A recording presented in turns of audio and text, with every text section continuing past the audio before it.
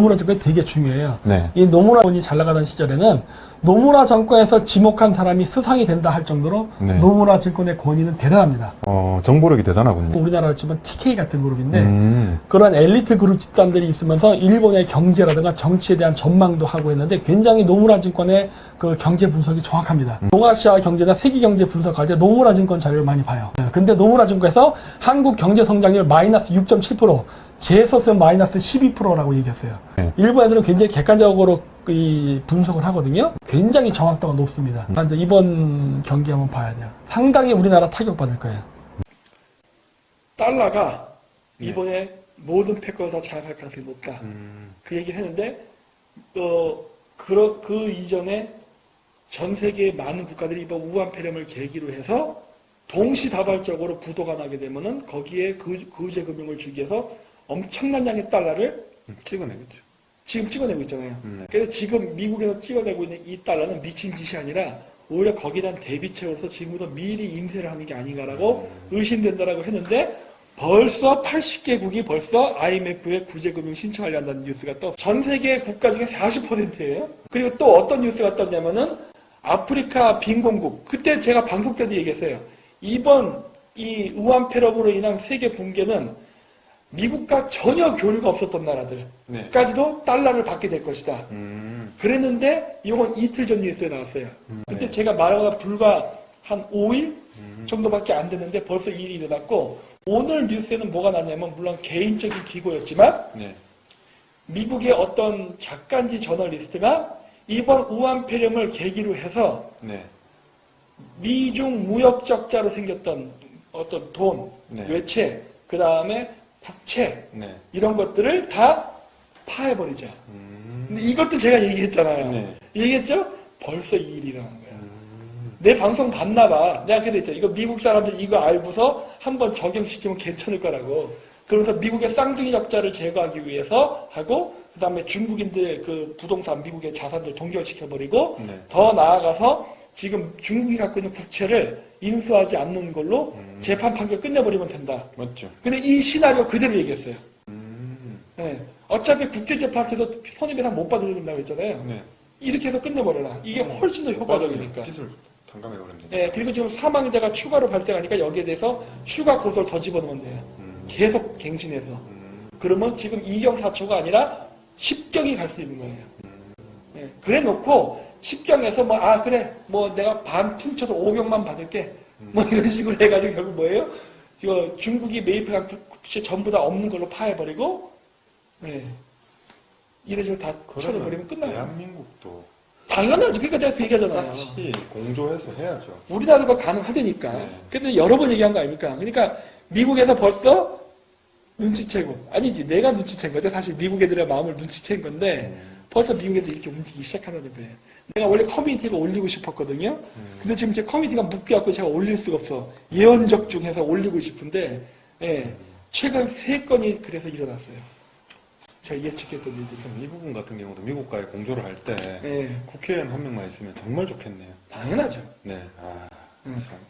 한 명만 있으면 되고 나머지는 가서 할 게 기죠. 저는 이거를 미국하고 국제 공조를 해서 고소를 할 때 미국이 받아들이게 할 수 있는 방법을 알고 있어요. 몇 가지 조건, 모든 협상은 조건이거든요. 그렇죠. 이거 조건 걷는 게 뭐가 어려워. 미국의 니즈를 충족시켜주면 되죠. 미국이 거절할 수 없는 조건을 제시할 수 있어요. 입이 근질근질해 그냥. 근데 이 입이 근질근질한데 이걸 말하면 안 돼 제가. 그래요? 입을 다물고 있어야 돼. 해도 있지만 방법이 있습니다. 그건 이제 선거 끝나고 우리도 이제 만약에 되잖아요. 그럼 그때 우리가 가서 제안하면 돼요. 정론관에서 발표해버리면 되죠. 그렇죠. 그리고 국회의원으로서 발표해야 돼요. 그러니까 미국에다가도 지금 개인적인 유튜브가 아니라 국회의원으로서 얘기를 해야 그쪽에서 괜찮은데? 국회의원으로 해서 정식 공문으로 해서 메일을 보내면 됩니다. 그렇죠. 이게 되면 국가 차원의 일이거든. 의회 차원에서 국회의원 한 명이 하나의 기관이기 때문에 그 의회 차원에서 보내는 겁니다. 그렇죠. 지금 우리나라에서 벌어지고 있는 중국 애들의 투자, 주식을 많이 매입한 것들이 있거든요. 그런 거, 그 다음에 여기 춘천에 축구장 170개 크기 규모의 차이나타운 압류해버리려고 하거든요. 그 등소평 이후에 시진핑이 했던 우리 중국 대한민국에서 중국에 투자한 공장들, 회사들한테 했던 거랑 똑같은 방법으로 돌려주면 되겠네요. 그렇죠. 프롤레타리아 혁명의 방식이죠. 네. 중국이라는 부자 나라, 부르주아라부터 뺏어서 가난한 우리 국민들 프롤레타리아에게 나눠주겠습니다. 좌파들도 반대 안 하겠지? 사내 유보금 요만큼밖에 안 돼요. 그까지 우리나라 삼성이 해봐 요만하잖아, 요만해. 근데 중국이랑 경제는 이만하다고. 요만하고 요만해요? 그렇죠. 그러니까 이게 더 큰 볼륨 아니야. 그러니까 그 좌파들을 설득하기 좋을 것 같아, 이런 방식이. 저는 항상 이 공산당의 전법을 그대로 흡수해갖고 그대로 써버리는 걸 씁니다. 예측이 약간 빗나갔어요. 4월달쯤이 되면 터질 가능성이 매우 높다고 했잖아요. 터지지 않았고 주변에서 3사태 만났어, 아직. 아직도 몰라요. 어떻게 그때 예측을 하신 거죠? 뭐 그냥 뭐 지질학도 공부하셨습니까? 아니 뭐 그냥 공부하다 보면은 그냥 다음 수순 이거네 하고 그냥 대충.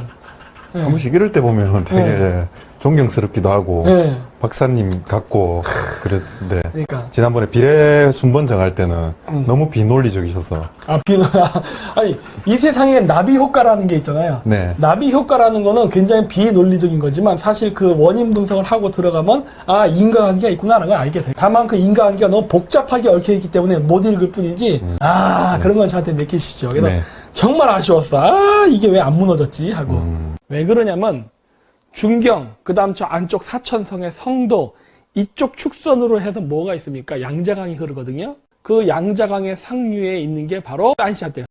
지금같이 우한 폐렴이 심각한 상황에서는 사람들을 격리시켜 놓고 있잖아요. 그러다 보니까 아마 지금 댐 관리가 제대로 안 될 겁니다. 만약에 이거는 그냥 제 가설이지만 우한 폐렴의 진행 방향이 동남쪽으로 가고 있어요.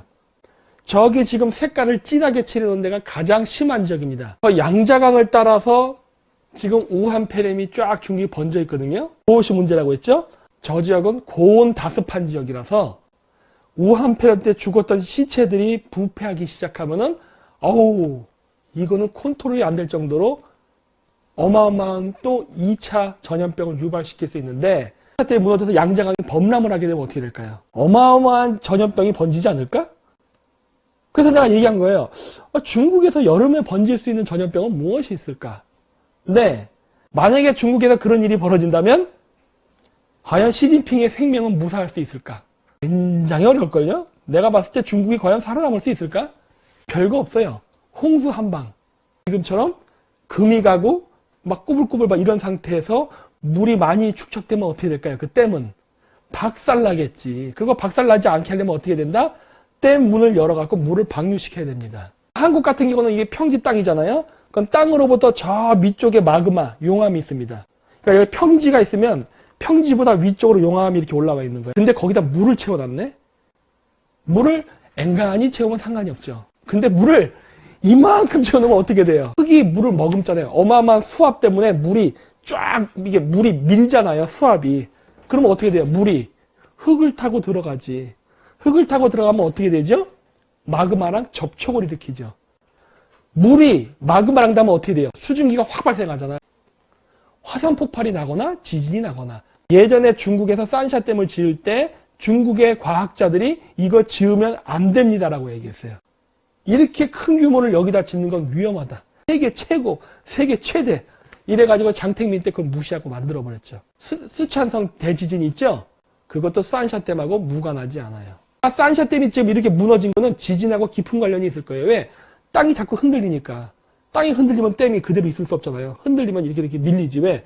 뒤에서 물이 이렇게 밀어내니까. 물을 빼버리면 어떤 일이 발생할까요? 중국이 수자원, 전력난에 빠지겠죠. 딜레마죠. 지금 중국 인민해방군이 죄다 지금 저기 중국의 동남지방으로 몰리고 있죠. 그리고 지금 완전 그 통치 시스템 자체가 붕괴됐잖아.